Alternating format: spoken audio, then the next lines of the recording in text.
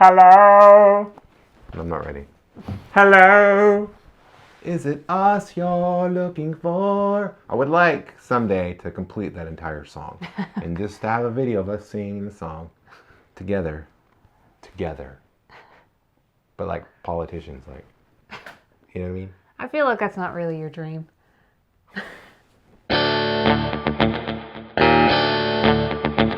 It's a Kelsey at the movies, yay! We went to another actual movie in a theater. We saw Let Him Go, which it's been out for a few weeks, and as we led up to it, being like, hey, you want to go see this movie? We kept calling it the Superman's Parents movie. So, and that's because it stars Diane Lane and Kevin Costner, who in the latest iteration of Superman play his Earth parents. Yeah, and so when this trailer should have come out, I was like, oh, is this a Superman movie? Anyway, no. It's not. It's not And related yet, or connected, although they could have used Superman's help, I think. They could. And also, I found myself affectionately loving the principal characters, maybe based on their... Because they played Superman's Superman's role. I don't know. parents. Or maybe I like it. I don't know. We saw Let Him Go, starring Diane Lane, Kevin Costner, and this is a thriller. I just pulled it up, and it's a mystery thriller Western. Yeah. So I've gotten that, like, little Western category. This also had somebody in it that we love, and that's our Burn Notice guy. Oh, yeah. Let me, Burn Notice guy was back again! This time he did disappoint me. I mean, he didn't disappoint me, but he was not... Can I tell him that? I don't know. Remember last... Jeffrey Donovan, but I wanted to say his name, Jeffrey Donovan. Yeah. His real name, not just Burn Notice When you're guy. Jeffrey Donovan, you're Jeffrey Donovan. I don't know how to do it. Anyway, Let Him Go is a moderately suspenseful thriller about some grandparents who are looking to get their grandson away from a, minimally, we'll say dysfunctional family. Yeah, so that's kind of the setup for the movie. Kelsey, what do you tell people? Go, wait, or skip? The unveiling my new Kelsey's COVID things that I say for this time period in our lives, I say go see this movie. There's no other movie to go see, and I thought that there were enough redeemable parts of this movie that you should definitely go see it as long as you're okay with the risk. The risk of what? Going into any public place. Oh, okay. I have different pandemic rules for go, wait, or skip. Okay. Well, I have the same set. Okay, is that all that you wanted to say about it? Like, why? Yeah. Okay. I'm going to say wait on this movie. So, here's my thing. I thought the movie was very well made. Obviously, Diane Lane and Kevin Costner, like, they did pretty well. I liked the whole Western kind of feel. I like these, like, it's like a modern, like, take on Westerns. There's been other movies like this, and I really enjoy it a lot. So I liked it. But there was something, like, missing from the movie in that I expected a lot more on the suspense thriller side than what actually came to pass. And I thought that the other half of the movie, which really they did a great job fleshing out, like, the characters, there was also, like, not enough there for me in that it was too small and narrow. I thought the scope of that was too small and narrow for me. And also the, like, suspense thriller was too narrow for me. I needed more of, like, either one. So that's why I say, like, wait on this movie. I don't think, but it is an interesting, good movie. I just wanted during a little a bit non-COVID pandemic time, this would definitely probably get a wait. But I'm saying that right now at the movies, if you seriously want to go to the movies, there's nothing else out there that's better than this. Hey, at AMC, they're doing fan faves, and there's that you haven't seen movies that maybe you haven't seen. Like, we saw last year's Last Christmas, and I would say about the guy with the heart. Oh, it's up there now? Yeah, it's pretty good. They're bringing back previous movies. I would definitely say go see that. Like that. But yeah, let's get to spoilers, Rachel. Spoilers. Yeah, this movie just for me didn't have enough of the suspense thriller. So, like, here's this family. They're the Wee Boy family. Their last name's Wee Boy, which I thought was I don't know, it was weird. Like I was like, I'm gonna like repeat this as like their anyway. I thought it was a weird last name to choose.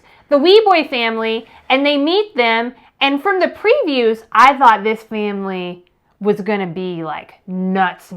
Like, you know, they had some like, you know, kind of like, you know, like secret, what is it, like secret societies that do like weird things. Like I thought it was going to get kind of weird, guys. I thought, you know, but instead it was a family that, you know, used violence to get what they wanted. And they controlled a lot in their little area where they were at through that. And then, but it like that's all it was. And really when the Blackledge family, so the grandparents who wanted to get their son back came, they only had like 3 interactions with this family and then the movie was over. So I was like, oh, well, that was it? Well, yeah. I would say on the positive side, this movie is shot very well. And it took me to a place and time that I'm not familiar with, that I enjoyed being in. And the characters, Kevin Costner, played by Kevin Costner, and Diane, the principal characters, I enjoyed being with them, seeing their relationship. I cried when they were talking about a certain thing that happened in the movie during one of the scenes.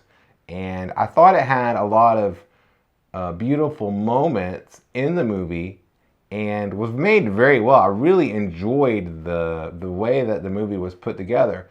The story, if you're a Rachel and you're looking for like, what is it that you always look for?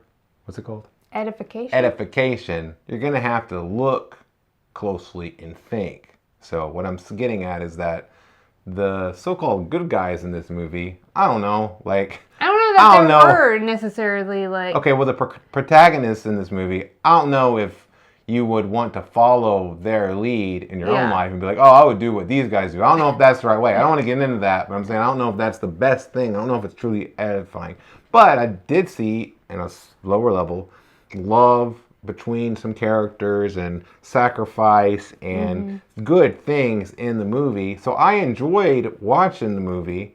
I do agree that maybe I expected a little more, but I think that it made up for it in the other ways, that it was beautiful and like I really enjoyed watching the movie. Yeah, so I think that perhaps if the trailers I had seen from this movie were a little bit different. So like, and from surprise me what I understand, the people that make trailers are often different from the movie makers. The trailer seemed to really focus on this like suspenseful thriller, like, oh, this is gonna, and I felt like I thought that the movie was not quite that. To me, the movie was about 2 matriarchs who really I saw were both very controlling, both critical, and like I saw like them bring their families together, and then it was a matter of, you know, them getting their really male counterparts on board with like, hey, this is the right way. This is the way we do things. This is, you know, and in the end, like the good guys won, but like they were, like Kelsey said, like, I mean, you definitely want to be like the Wee Boy family. Like there wasn't anything there that you were like, well, maybe they're good guys. No, you kind of just I can understand how people like, you know, come to be like this. But with this family, they definitely had some issues going on that the movie didn't even develop, right? Like she had like, there was this one scene where he gets like some whiskey and you can tell she's not like super like thrilled about it, and he's like, I'm just happy not to get a lecture that he like chose to drink at that moment. So like there's that little thing. There's with the mother and the daughter-in-law, like you can definitely tell you don't want to be this kind of mother-in-law. Like this is not what you aspire to. But it was interesting in just showing a reality kind of thing. Usually, and so in this way, it wasn't like your classic Western with the, you know, family and the white cowboy hats. They had some issues of their own, and I even said to you that I'm not even sure that they, in going to this Wee Boy family, that was like the right decision. Yeah, but it did show imperfect people imperfectly loving each other. Yeah, and doing And I like that. doing That what is they good. thought was best. You know? And it doesn't mean that because they like were I right definitely or yeah, wrong, it doesn't but- mean it was actually the best thing to do. Now, and let's get to the biggest part of the movie to me. Why can't my Burn Notice guy be a lead in something? I feel like he deserves He it. was the lead in Burn Notice. I know, but I'm on the silver screen, on the big screen. Do you know what I mean? Well, is that silver screen? Is that a term? Have you even looked up his filmography? No. Maybe he But I has mean, been. like a recent movie that comes to my theater. I see him getting these side parts. When I'm saying this guy held Burn Notice together for 2 decades or however long it ran. I like to exaggerate 2 things decades. when I'm making a point, and I want to see him as a positive, good guy type protagonist in a full-fledged movie. Hey, he was a good guy in the Liam Neeson movie He was, we just recently but I want to saw. see him be the main character guy, and I want him to talk like he does in Burn Notice. He's good at it. Just let him do his thing. Okay. Come on, world. Hey, thanks for watching our review. Make sure to like, comment, and subscribe to our channel. Thanks for watching.